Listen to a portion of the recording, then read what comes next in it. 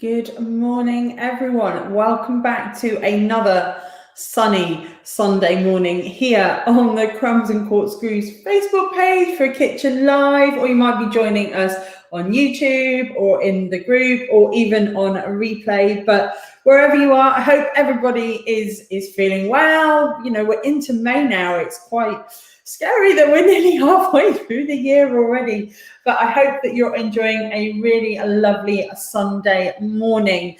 We're going to get stuck in shortly, just as usual. We have a little bit of a countdown, let people join us, and then we're going to get stuck in. Today, as you can see, we're going to be making a summer berry meringue roulade, and I'm hoping that I'm going to be able to do all of this for you. We've got a fruit curd, we've got the meringue roulade, and we've got the filling, and hopefully we'll be able to get it all together. Fingers crossed. But yeah, I hope everyone's well. We had our vaccine on Friday, so just a little bit of sore arm, but we're all good to go. It hasn't impacted my need or desire to want to bake. And Ian's gone out on his bike, but hey, you know, that's all good. And yeah, we're going to do some baking in a few minutes, well, a few moments. 30 seconds really. So wherever you are, I hope you are safe and well. Today we're going to be sort of using up some of the frozen fruit that I had stuffed in the freezer from before we moved. So I want to try and get rid of that, so we've got a little bit more space for new stuff as we get into summer and things harvest. So I'm hoping the fruit has defrosted. I remembered at about 7:30 this morning, came dashing downstairs. But yeah, I think we'll be okay. But let's get stuck in. There's quite a bit to crack on with. So yeah, good morning. Enough of the ramble. So today, as you see, I'm surrounded by various bits and pieces, and I'm hoping that we're going to get 3 parts of this this recipe all together for you and done and dusted. So if you've grabbed your coffee, your tea, you're still in your PJs, you might still be in bed, you might be on the sofa, kids watching Hey Dougie or something like that. Well, you know, this is something actually, if you've got all the ingredients, you can whip up later this afternoon, because it is really actually quite quick and simple and quite versatile. So this is our summer berry meringue roulade, and it doesn't mean that you have to do this with strawberries or raspberries or currants or berries. You can put lots of different things in it, and we'll talk about that when we get to the filling. But this is, for me, it's one of those things that is just the taste of summer. It's really light, really tangy with the fruit, and then you've got that cream. I mean, meringue and cream in my opinion is one of the best combinations you can get. And this roulade's gonna sort of be a good size. We're gonna serve about 8 to 10 people, depending on how much you want to serve them a slice, but 8 to 10 people. So it's ideal for, as we go out of lockdown and we start easing again this month, fingers crossed, you know, when you can have people around and we can give each other a hug. It's a perfect combination just to put on the table in the garden, enjoy the sun and catch up with everybody. And it is just definitely, it's one of those desserts when you put it on the table, everybody's sort of like, wow, it's amazing. You know, how did you do it? How did you do it? And it is super simple. We're going to roll our meringue just like we'd roll a Swiss roll cake. And like I said, you don't have to use the summer berries. You can mix and match this. You can do them with mango and passion fruit. I did one with lemon and raspberry a couple of years ago that I took to work, and it just was a hit. And you can make this even sort of chocolatey and add sort of more richer fruits and flavors for later in the year, for autumn and winter. But we're going to stick today with the summer fruits, because like I say, I got them languishing back at the back of the freezer. So ingredients wise, then we're doing this in 2 parts. So there's the meringue and the filling, but I'm hoping we're also going to be able to make a curd. I'm going to pop that on straight away because I've got all this fruit left over. But for the meringue, what you're going to need then is 3 egg whites. I've already separated these out, and these are at room temperature. Like always with our eggs, we want to make sure they're at room temperature. They bake easier, but in this case, they're going to whisk up a lot easier. And as we're whisking, because we need to leave that going for a while, we'll talk about that then. You're also going to need 175 grams of caster sugar. I'm using a white caster sugar, but you could use, if you've made your own vanilla sugar, caster sugar, or a golden caster sugar, you could use those as well.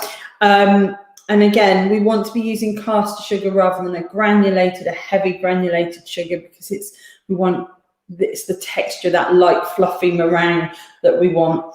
But again, we'll talk about that when we get to it and we start adding everything in. You're also going to need, now you don't need to use cream of tartar. You can use corn flour instead, or cornstarch. This is going to give our meringue some stability, and we're going to add this together. We're going to make it up with this vanilla extract and a little bit of vinegar. I'm using a white wine vinegar. You can use a white distilled vinegar or an apple cider vinegar, but you don't want to use anything like a chip shot vinegar, a brown vinegar, because that's going to taint the colour of your meringue. And we want it to be nice and as white as possible, not that beige colour that you see.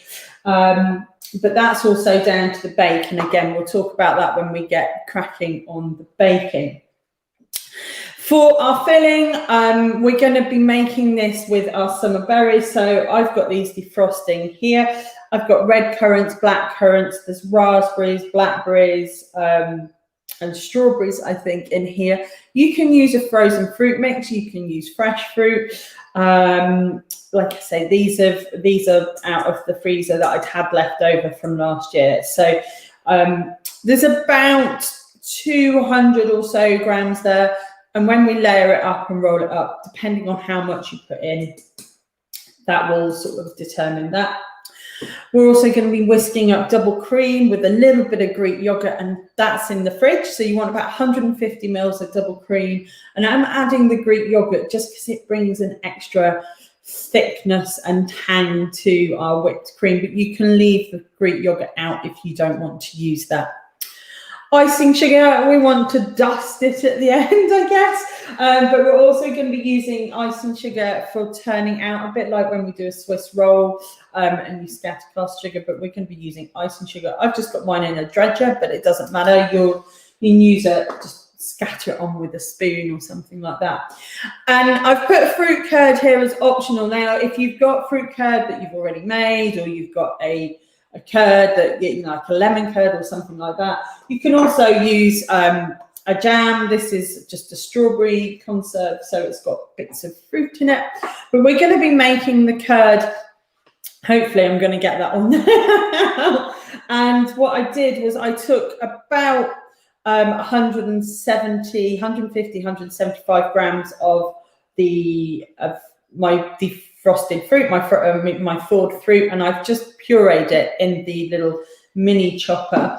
And with my yolks that I separated out for my egg whites, I've got 3 yolks, and I've also got 100 grams of caster sugar and 100 grams of butter. So we'll crack on with this first. I'm just going to move some bits out the way, but we'll crack on with this first after I've gone through the ingredients, but I will put the details for the puree in separate. But it's 150 to 175 grams of our fruit pureed, 3 egg yolks from our whites, 100 grams of caster sugar and 100 grams of butter. In terms of equipment, again, as usual, you don't need a lot. You can do this in a bowl with a electric hand mixer. I'm going to be using the KitchenAid, the stand mixer, but you want to really be doing this with an electric beater, either a stand mixer or a handheld one, because the key to keeping our meringue lovely and light and fluffy and it not collapsing is that we're going to have to whisk it for about 4 to 8 minutes. So if you're doing it with a balloon whisk, you're going to have guns at the end of it. But just it is a lot easier with the hand mixer or the stand mixer. Otherwise, for equipment, we're going to need just a saucepan for our curd, which we're going to be making. I've just got a little bowl and a mini whisk for whisking my tartar and my vinegar and my extract together. But you can just do that with a spoon in a bowl. But the main thing you're going to need is a Swiss roll tin. Now, I can't remember how big this one is, because I think it's probably about 9 by 13 or so. It's very similar to my tray baked cake. But you want one with this, it's got about a 1 centimetre depth on it. So we've got something to contain our meringue in, and it's going to help give it a little bit of a puff up. But we're just going to literally lay some baking parchment in there, and that's also what I've got. So you want the baking parchment. You don't want anything that's going to sap away your meringue, because it's going to stick. So we're not going to do this straight into the pan. We're not just going to do it on regular paper or anything like that. We're going to put it on the baking paper, because this will be easier to peel back. You could also do it on a silicone baking mat if you have one of those. I've got some. They're not for me. They're not for this. They're not quite right shape, and I can't get them into the corners. But you can do it on a silicone baking mat if it fits nicely into your tray. But this is we're gonna, when we put it in, we'll overhang it slightly, a bit like we did with the Yule log at Christmas, the Swiss roll, just so it's easier to lift in and out. But that's what you need. You need a Swiss roll tray. You don't want anything too deep or too wide. We want it to be able to roll up, because we're going to roll from this short end along the length. So that's our tray. I'm just going to pop that to one side for the moment, give myself some space. So we're going to talk, and we're going to keep going with bits and pieces. Let's just go back so you can see everything that's going on there. So this is we're hopefully going to make a curd now. And this is obviously, like I said, you don't have to do this. You could use a jam, you could use a store-bought curd or something like that. But this is just a really quick and simple curd that we're going to pop on the hob and let it cook down and thicken up whilst we make our meringues. So, because I haven't got the ingredients listed on here, because I wasn't sure if I was going to do it, I'll just run through it again and I'll tell you more about it as we go through. So let's just grab a spoon. So in here, I've already pureed up. Good morning, Gina. How are you? It's lovely to see you. Good morning. I hope you're well. So yes, back to the curd. In here, I've got 150, 175 grams of my fruit, and I've just pureed it up straight away. Let's get rid of this. This is the messy bit. Just giving it a really good blast through. And I'm just going to pour this straight into... Oh.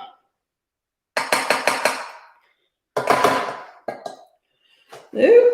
This is the bit. This is the messy bit when it comes to summer fruit. It always gets stains if you're not careful. You can sieve this out if you don't like pips or anything like that, but I'm just going to leave it in. And then into there, we're going to add our egg yolks. So we've got 3 egg yolks. These are the 3 egg yolks from the whites.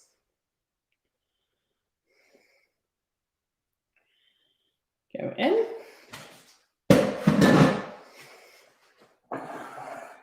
Just stir that through, because we want that to thicken through. I've got my caster sugar straight in, 100 grams. and 100 grams of room temperature butter, as always. And I'm just mixing that through to get it sort of going together. Now, I haven't got the tabletop hob out because there's lots of other stuff going on. You need to cook this for about 8 to 10 minutes. So what I'm going to be doing is just popping this onto the hob behind me. I'm just putting it over a low heat. I don't want it to... Oh, that's the wrong one. I don't want this to boil or sort of go funny, so I'm just putting it on a low heat to cook through. Just giving it a stir to start with to get the butter melting down. Obviously, we've got the eggs and the sugar in there as it all combines. And just going to get a plate to rest my spatula on, otherwise I get red berry everywhere. Just giving it a stir now to help the butter and everything start combining.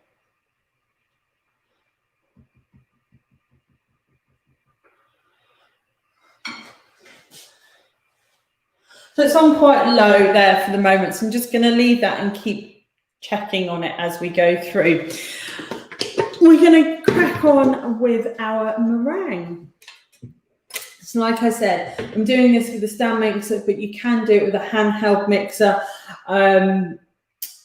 This is it's one of those recipes you don't want to be doing by hand. If you're doing by balloon whisk, like I say, the key to our meringue is making sure that we get these egg whites nice and thick and glossy and stiff peaked. It's all to do with the proteins in the eggs. As we whisk them, I can just hear that popping. Let me just give it a stir through.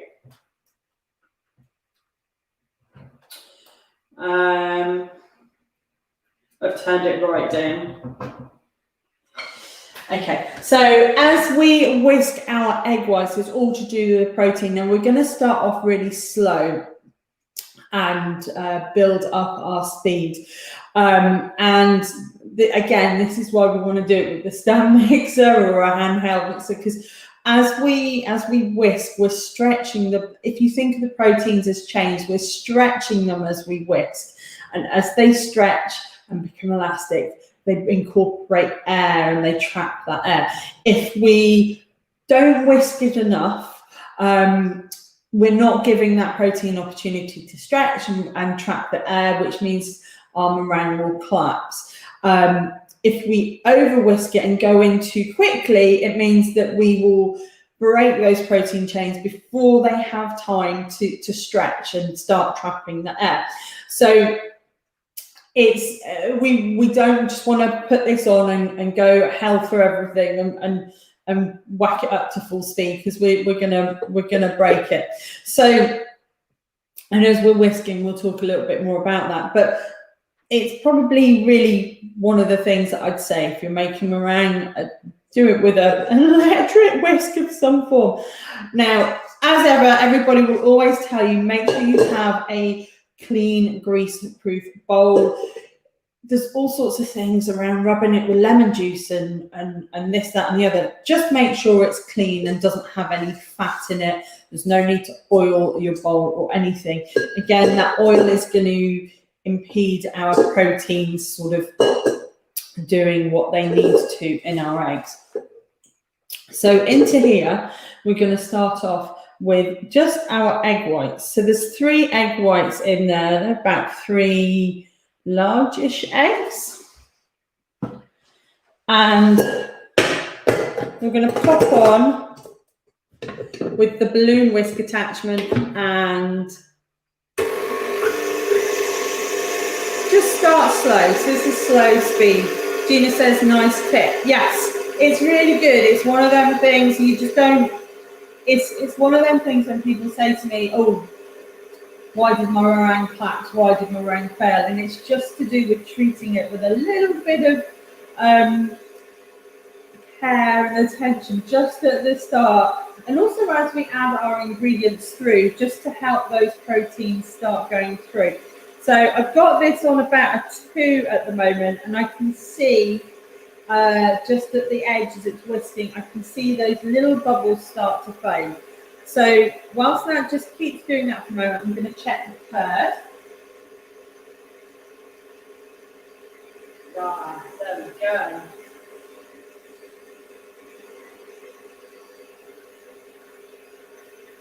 So the curd now has started to, the butter's melted, everything's in there, and it's warm, and I need it now to thicken up. So I'm just going to touch that up on the temperature a little, but like I say, I don't want to burn it. So that's going nicely there. On our eggs now, I'm just going to turn it up to about medium speed. So this is on the KitchenAid about 4-6, and we want to start now because we can see those bubbles foaming on the side. We know that it's starting to trap the air in them.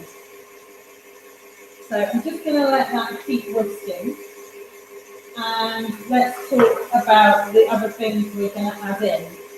So we're going to be adding in caster sugar now from around, and you can do a mixture of caster sugar and icing sugar, but you don't want to be using anything heavier than a caster sugar or a super fine sugar, because the sugar granules will they'll crystallize more in when you're baking. They won't combine too well into your meringue, and you'll see people say test it to see if it feels grainy.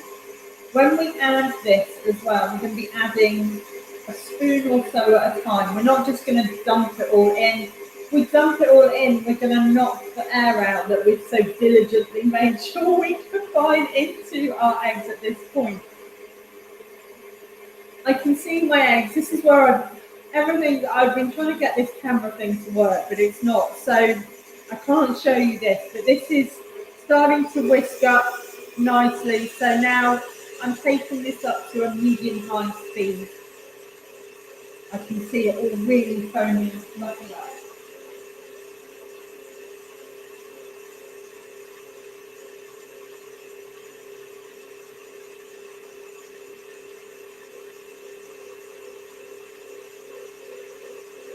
Just giving my curd a quick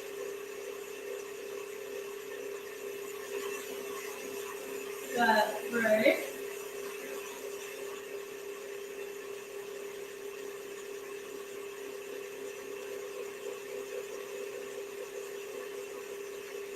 And you see that curd start to thicken up. Good morning, Anita. Oh, everybody's here this morning. Oh, that's lovely.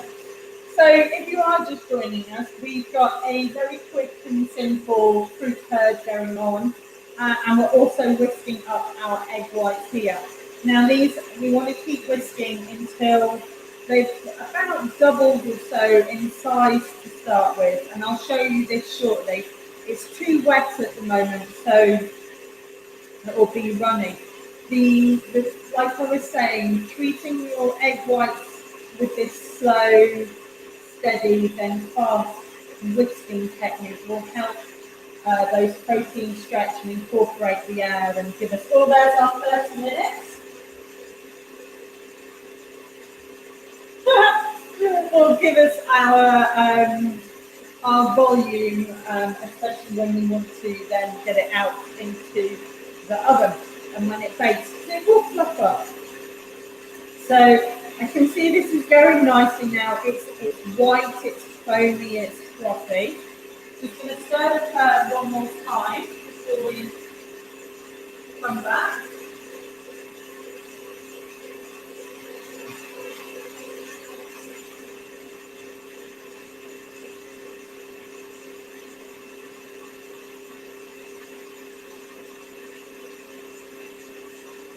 You see that it's thickening up. You want it to be nice and thick. That's why we've got the butter and those eggs in there. It takes that 8 to 10 minutes. I'm going to turn it down a little bit though. Okay. So I'm just going to pop this on to high for about an extra minute. And your eggs beating them. Don't be afraid to beat for a good 4 to 8 minutes, because that's the time it's going to take for those proteins to stretch and things. And if you're using room temperature eggs, which you know I always recommend, it means that your eggs are easier to whisk up and obviously cook. I'm just going to stop that there now. See what I can show you in here. You can see probably just about, there's a little bit of white foamy froth on the end of my balloon whisk, and that's what we're looking for. I can hear this bubbling away behind me.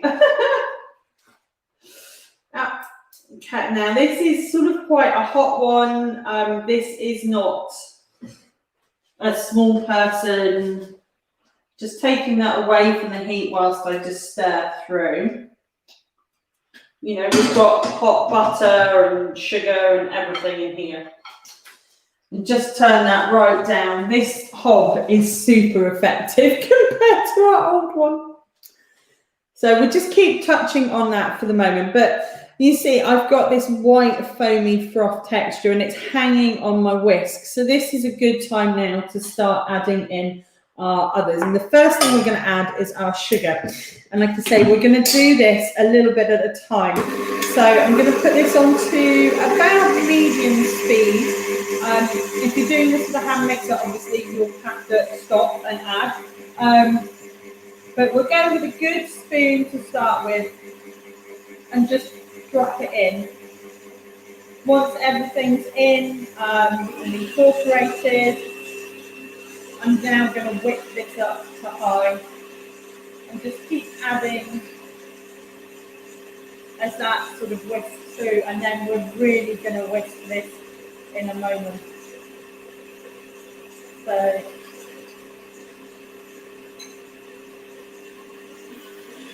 I'll put that up to 8.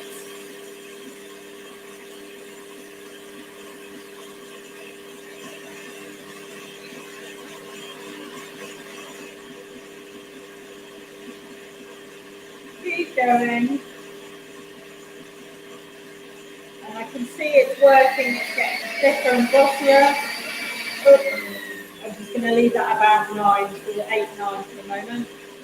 And we'll do the last half bit at the end.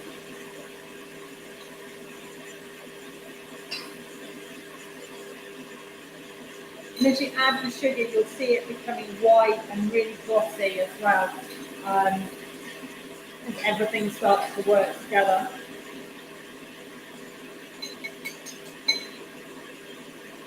This is 175 grams of caster sugar. If you want extra flavour, you could use your vanilla sugar here.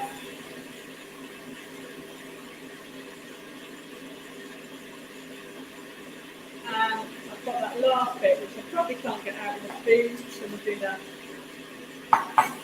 And now I'm going to check that, but I'm just going to pop this up now to full speed. Just let it do its thing for a moment.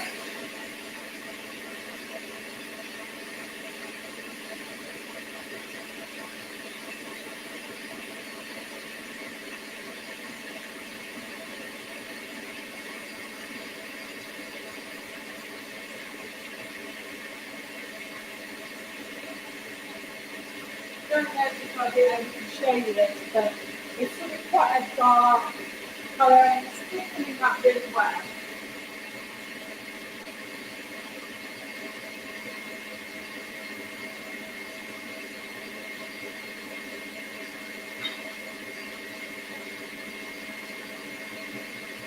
This is looking really good. So I'm just going to stop this a moment and then show you how it's looking. You can see here it's nice and thick. It's holding that. It's not dropping off. And we've got this really nice, stiff, thick peak in there. I'm going to just give it a little bit of a scrape down in case there's any sugar that's just whipped up onto the edge there. And pop that back on. Now, we're not finished yet. We nearly are, but we're not quite finished with the meringue. Meringue is one of them things. It's really easy to make, but it does, like I say, it takes a little bit of patience and time. I'm just going to check this curd again. Just don't want it to catch. If you've got time, you can do this first and then make the meringue. Obviously, it takes a little while to cook, so you don't want to stand and watch the curd cooking. So that's bubbling up nicely. So the last thing we're going to do now is to add into here our 3 little extra ingredients, and 2 of them are secret ingredients that are going to help stabilize our meringue. We don't want it to fall over or collapse. Now, this here now is showing that we've got really good strength on our protein. It's not watery. If you over mix it, it will become watery and it'll start to almost separate. And you'll see if you've ever scooped meringue out of a bowl after you've made it, it's sort of wet in the bottom. But we're going to just take it a little bit further just with our last bits of ingredients to add in here. Now, we're going to be adding in, this is cream of tartar, but you can use corn flour or cornstarch. Again, it's just going to help stabilize. I can hear that curd bubbling away. It's going to help stabilize it. I've got 1 teaspoon in there.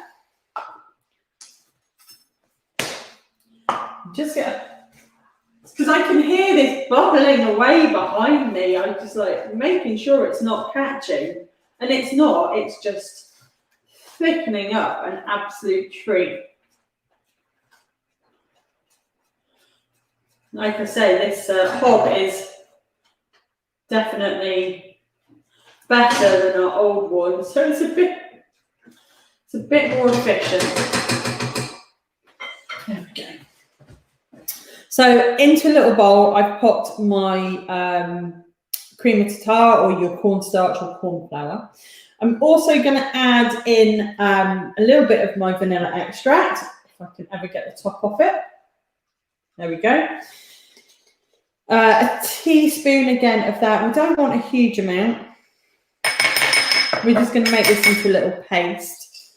And then if you want to, you can use vanilla bean paste and you'll get all those lovely little flecks of vanilla beans or even scrape a vanilla pod into it. And then we're going to be adding a little bit of vinegar. Now I'm using white wine vinegar. You can use white vinegar, white malt vinegar, or you can use apple cider vinegar. You don't want to be using anything like a brown malt, like a chip shop vinegar or a red wine vinegar, because they will give a little bit of colour to your meringue.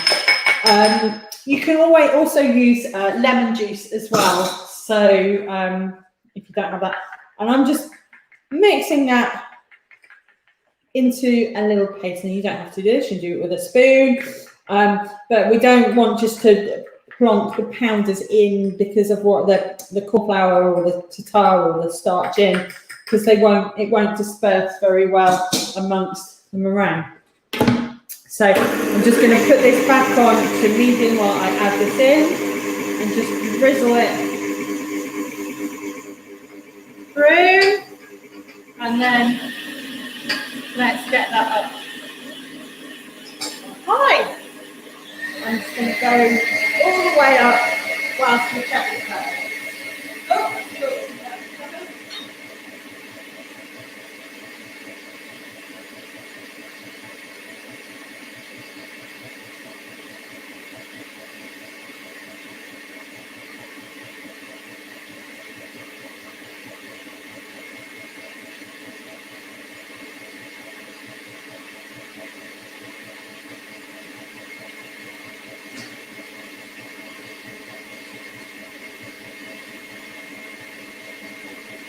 So that's nice and thick and glossy. So we're going to do that in a moment when we're finished with the meringue.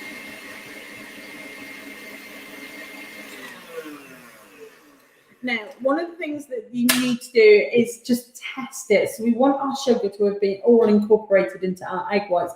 And the easiest way, and you'll find that with anything, most recipes will tell you to take a little bit of the meringue and rub it between your fingers. And you'll be able to tell if it's grainy. So I'm just gonna, no, that's nice and smooth. If when you do this and you find you can feel those coarse grains of the sugar, then you need to keep whisking it through. It's not beaten in, but if it's nice and smooth and you can't feel any, that's perfect. And you don't want to, like I say, you don't then want to take it any further. That is your lot. So you're gonna get to watch me wash up again today. You lucky lot.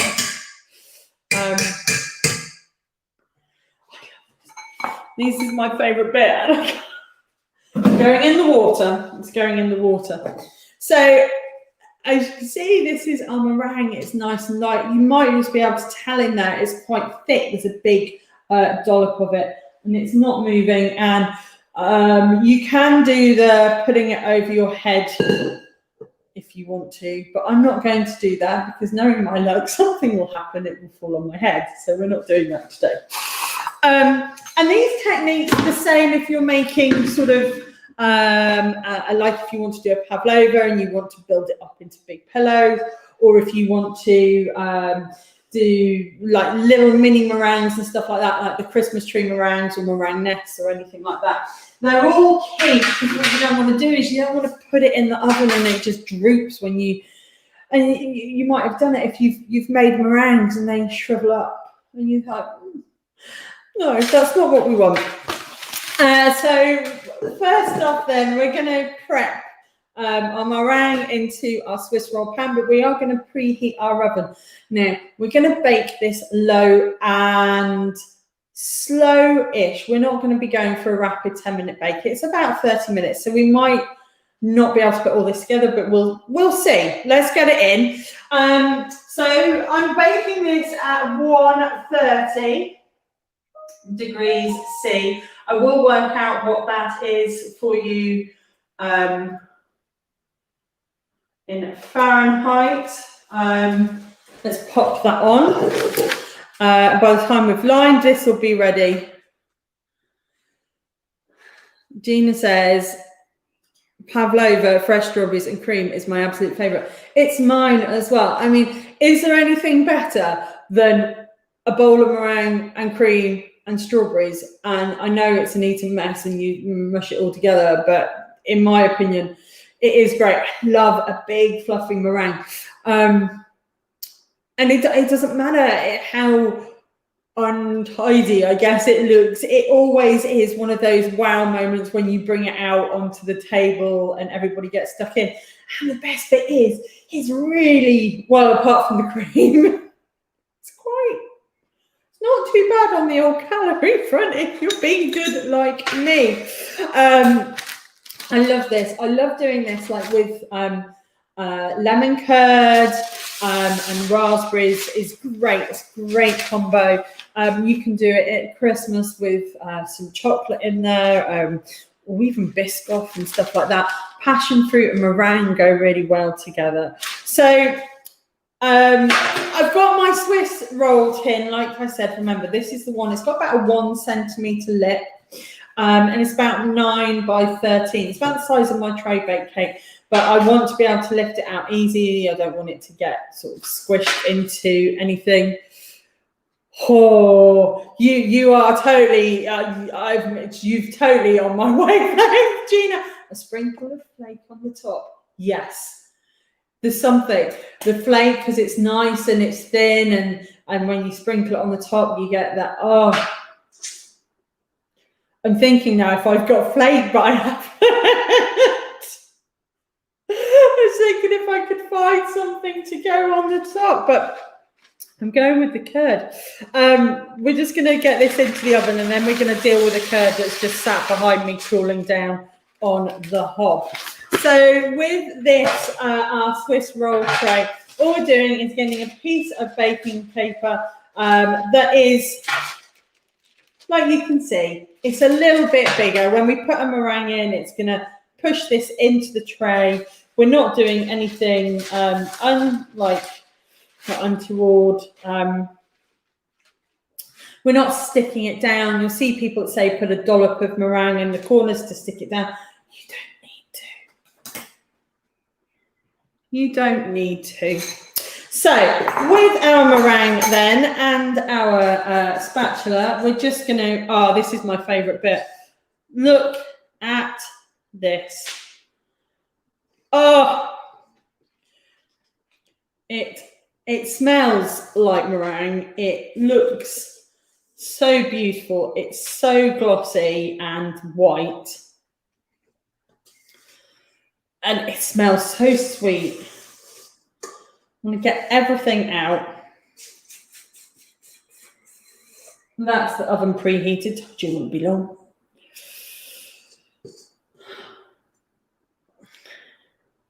Now, again, like I've said all the way through, we're trying not to knock any air out of this. So when you spread it, be very, very gentle. Now, I'm going to use my trusty offset spatula. You can use the palette, like your rubber spatula or a palette knife or the back of the spoon, but whatever you do, just gently. You're not forcing it through. You're just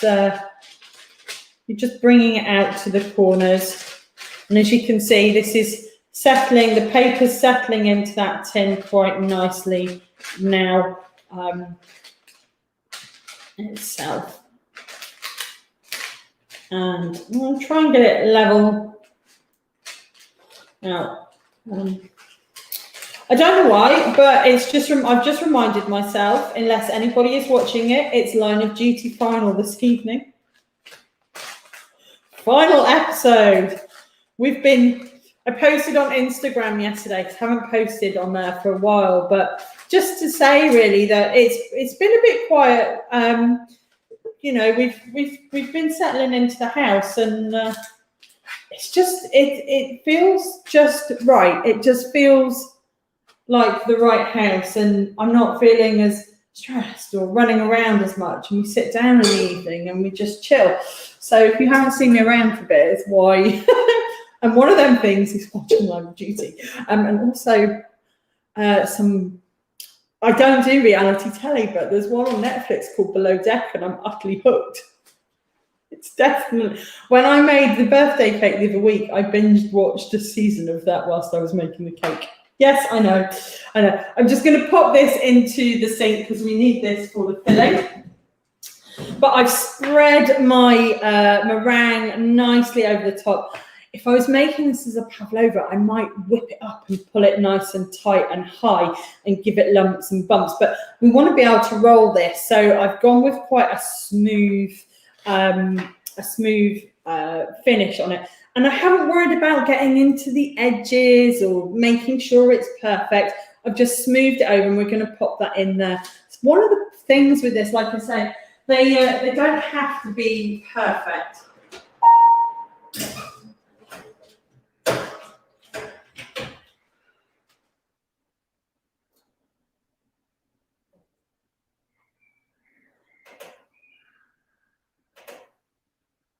Start. Okay, so that's on for about 30 minutes. Your nephew's birthday cake looked awesome. Thank you. He was over the moon. We hadn't seen them since August. I was so excited to see him and so excited for this cake. And he'd been on, and we'd FaceTimed and he told me exactly what he wanted. All the dinosaurs having a party under a rainbow with party hats on, and it had to be lemon, and he loved it, and I loved making it. My other nephew is 10, blimey, in 3 weeks' time, and his request is a water slide cake for his Well, it depends if they can. I don't know if they can. Bless him. If they're allowed to, he should be allowed to, because it'd be the 21st of May. To have like a little bit of a pool party with maybe 1 or 2 friends if they can. If not, it'll be in the summer. But that's what he wants. He wants a water slide cake. Watch this space for what I try and attempt to do. Right. We're going to grab this curd now whilst this is baking. And I'm just going to quickly get the meringue bowl draining, because we're going to use this. Nice hot water will give you easy to remove all that meringue. And I just want a bowl now for our curd.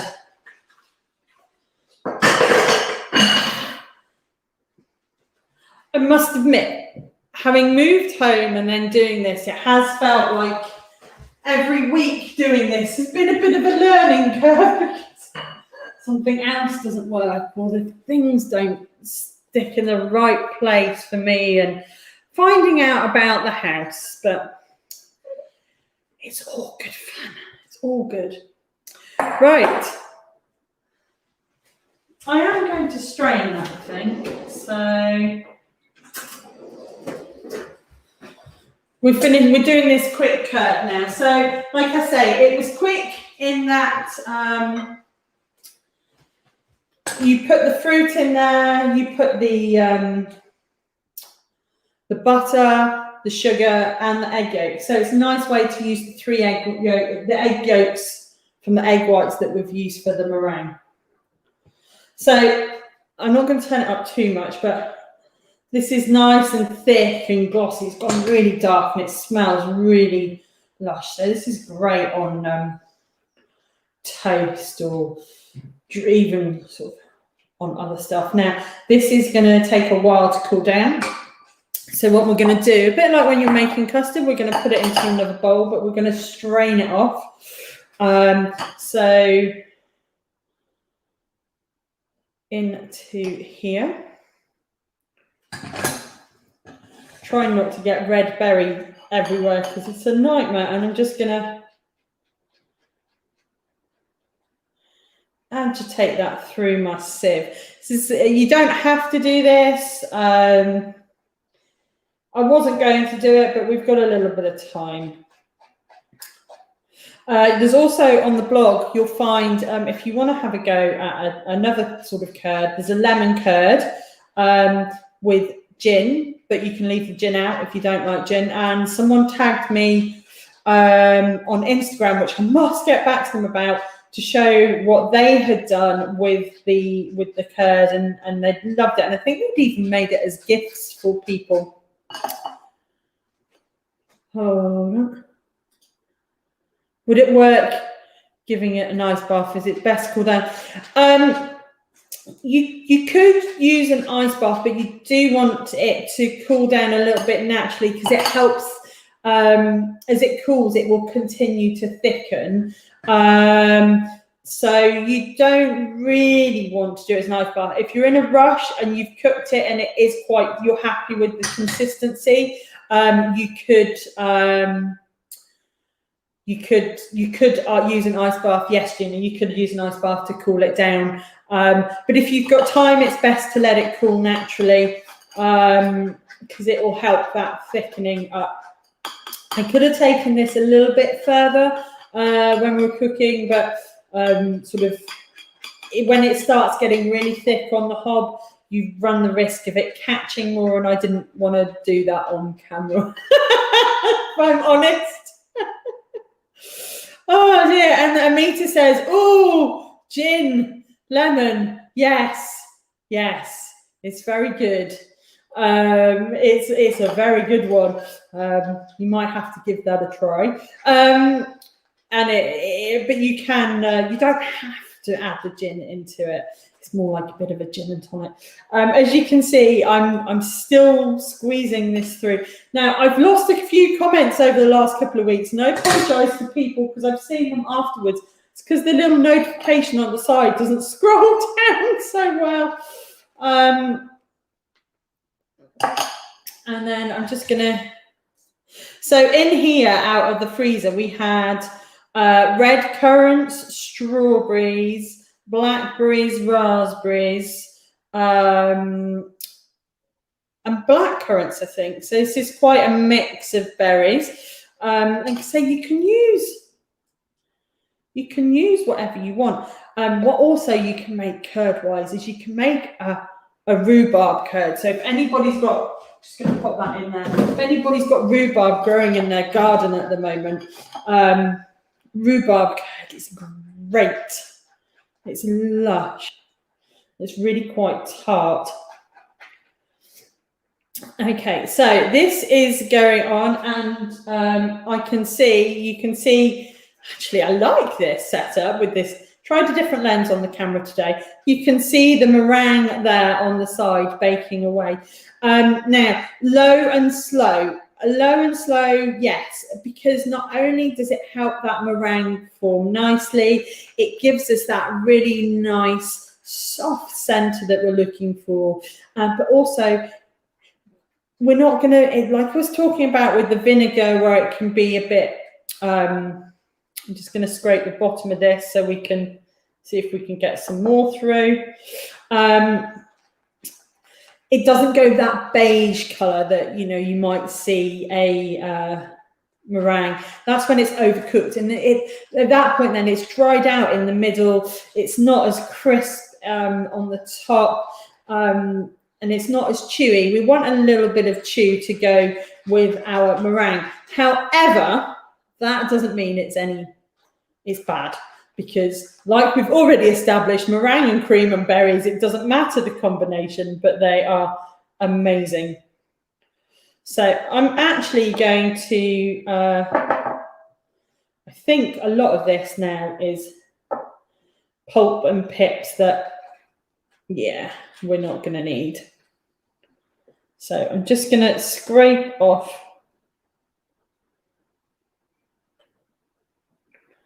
that there. And I've got a bowl sat here that I can use. I'll move that out of the way. Just move that out of the way. I'm just going to have a sip. Okay. So in here then we've got our curd. It's nice, it's thickening up, like I said. This is still probably a little bit runny, so this will take, as this cools, it'll be perfect. Like you would a custard, a little bit of cling film on the top will help it. That's the only thing with this, is all these berries.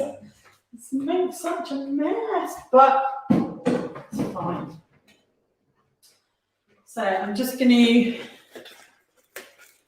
and then we're going to look at our filling. This is now, I found it, non-PVC cling film. I think probably most of it is as well, but I was really pleased. So with our cling film, we're just going to, it sticks. I'm just going to lay it like you would do a custard. Now, I wonder if you could use like the beeswax. I haven't tried them yet, unless anybody has used beeswax sheets or anything instead. So, if I want to help this quickly cool down, like Gina said, we could have used an ice bath over the top, just place that straight in the ice bath to help it cool. We could pop it in the fridge. This is still needs a little bit of a thicken up, so I'm going to leave it for the moment, because the thickening helps with the slower process. Actually, there's our 30 minutes. Have we really done that much? I'm actually just going to, it's not that cold, so I'm going to pop that in the fridge whilst I get out our filling ingredients.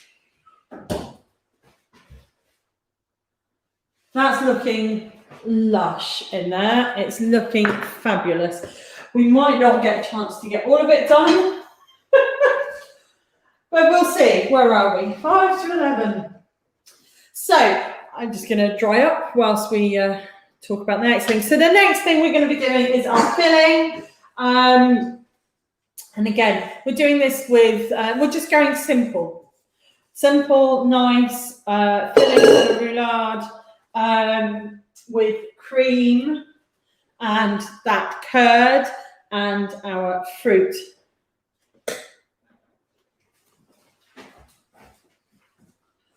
And again, it's all very simple. There's nothing complicated about what ingredients we're using here or the techniques we're doing. This one you could do with a hand mixer or a balloon whisk if you wanted to. Just going to do it with a KitchenAid, to be quite honest.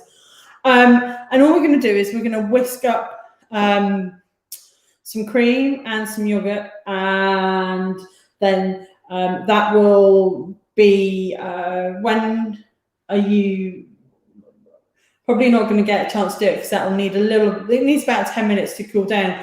I'll probably just pop on a live and show you actually how I'm doing it. But when you take that out and you're ready to roll, we'll put the cream down first and then the curd and then our fruits and roll it up. If we put the curd on first, we're potentially going to cause it to become soggy. The cream because we'll have whipped it, acts as a bit more of a barrier through. But for this, we've got about 150 mils of double cream. Remember, double, heavy, or whipping cream. We don't want anything single or light. Although I think the Almley you can use, which works potentially because it's plant-based. I was surprised to hear, which is interesting. I'd never realised until recently.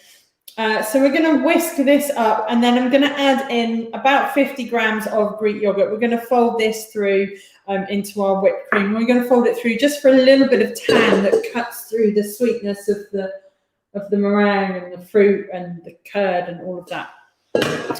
So again, a bit like our eggs, we're just going to start this off low as it starts to incorporate things. Now, at this point, you could put anything else in that you wanted to. You could add in a little bit of flavouring if you wanted to. You could add in you could add in all sorts. You could add in a strawberry flavour, an orange flavour, a lemon flavour, something like that. Not like an X flavouring. Or you could add in, if you wanted to take it a little bit naughtiness, you could add in some Baileys or something alcoholic. Pims for the summer with the fruits would work really well. And you could just do that. But we're just going to keep this simple. I'm not even going to add any vanilla extract or sugar into this because I'm going to be adding the yogurt instead. So I'm just going to take this up. And like I say, at this point you can do pretty much whatever you want to inside. You could, I was just thinking, you could do something with ice cream that's slightly melted down, smooth it over, roll it back up, and then pop it in the freezer, chill, a bit like an Arctic roll, Swiss roll, if anybody remembers those. And I'm doing what I did with the eggs, starting off slowly and building this up here now on our speed.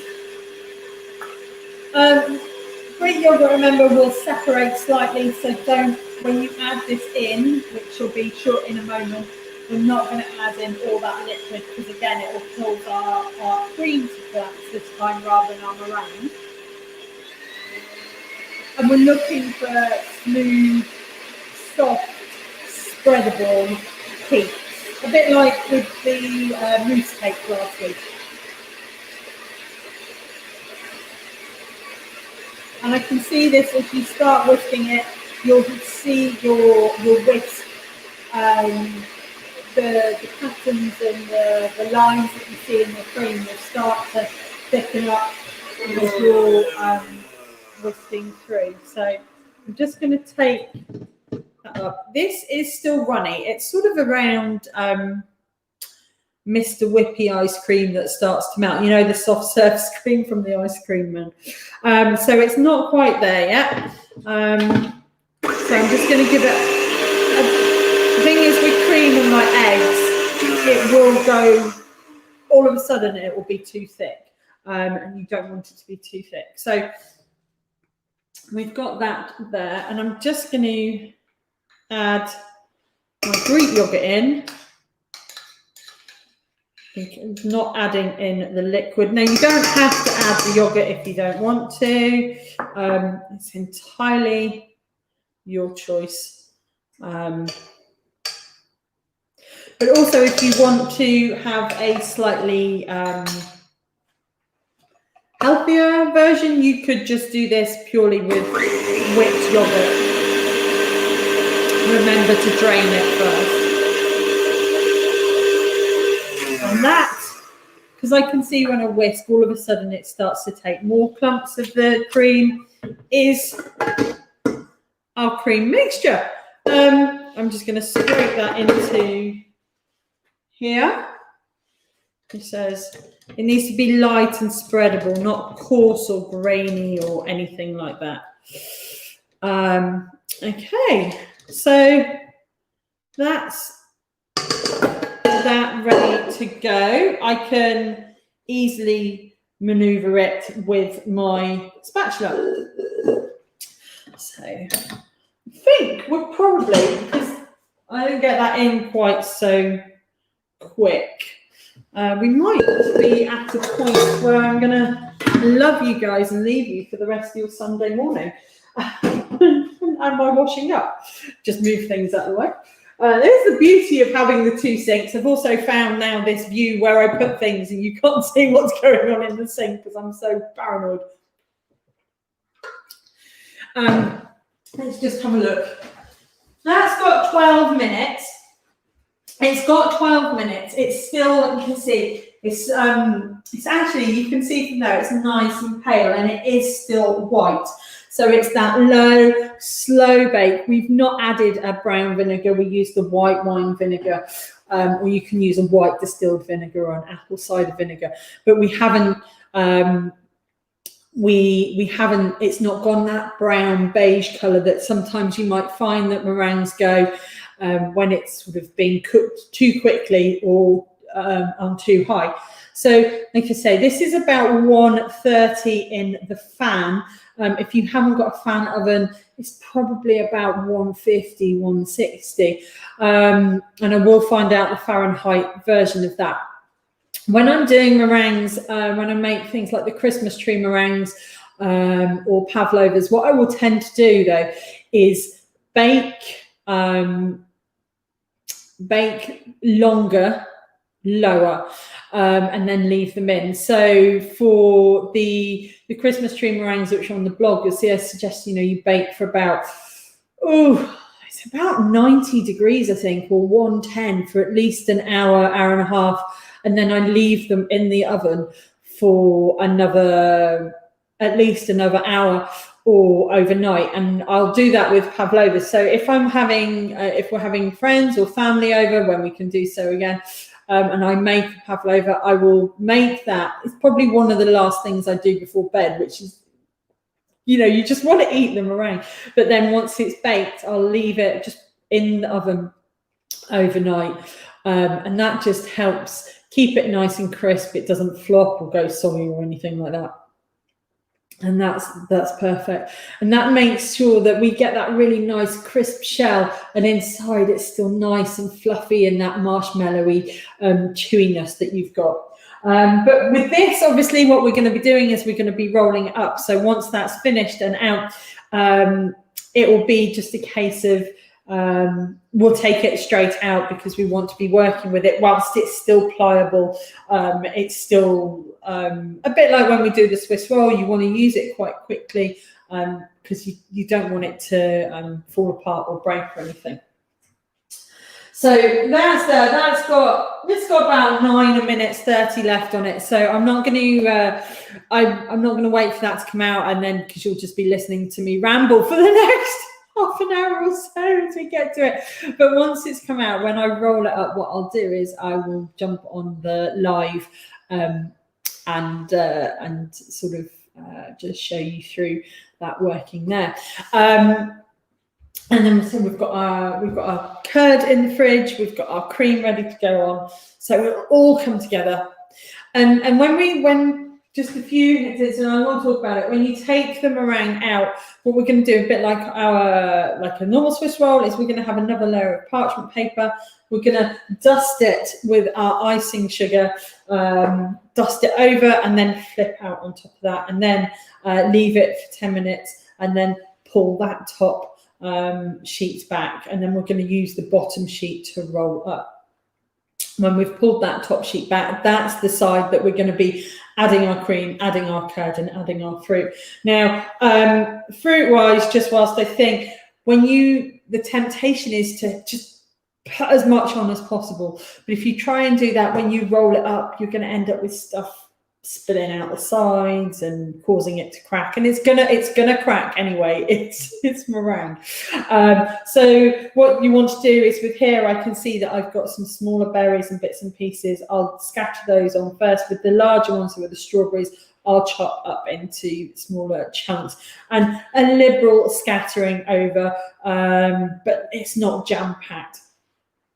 And we're going to roll from the narrow side along the long length, so we get that nice fat chunky roulade, rather than if you want something long and skinny like my husband, you can roll from the longer side, but you're not going to get that swirl in the middle.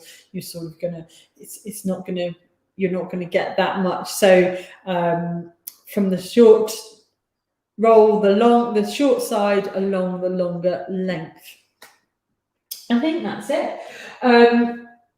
Managing to kill another 2 minutes of time, but we'll do that. But that's what's going to happen with this. I will jump on a live after when I roll it up later, because this is one, because it's all very fresh and it has to be eaten. I have to do it all today.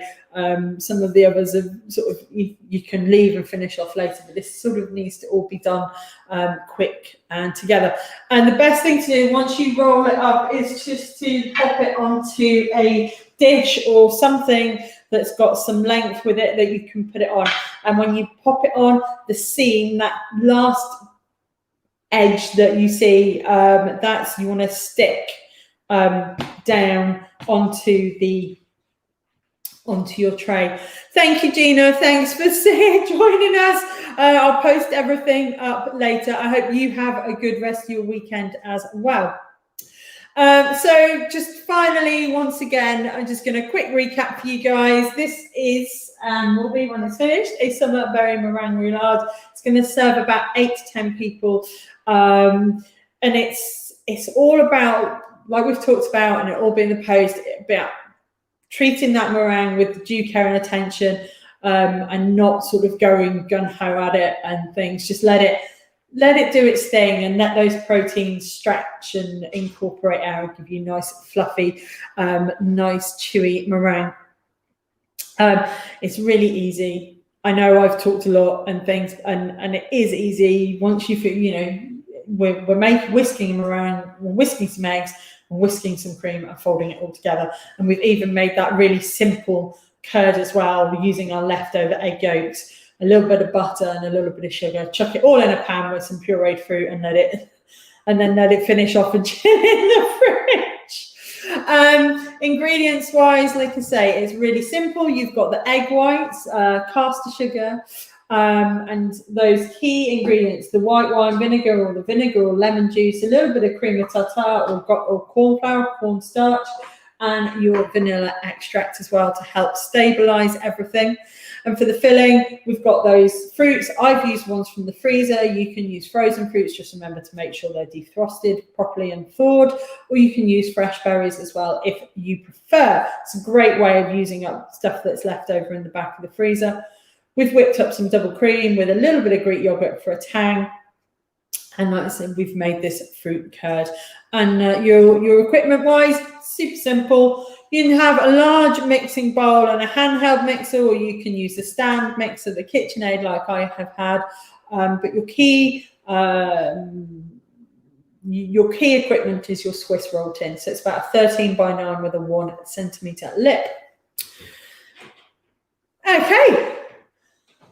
That's got 4 minutes to go, so I'm going to wait for that to come out and then sort that all out, and then I'll jump on the live in a bit when I roll it up and show you how that all works together. But in the meantime, I'm going to say goodbye. Thanks for joining me again. I hope everybody is going to enjoy what looks like a very beautiful blue sunny Sunday weekend. If you're here in the UK, have a great bank holiday. If you're here in the UK and you're watching Line of Duty night, oh, I can't wait to find out what's going to happen. And next weekend we will be doing, it is sort of the last one next weekend because we had that blip because I did Vinny's birthday cake.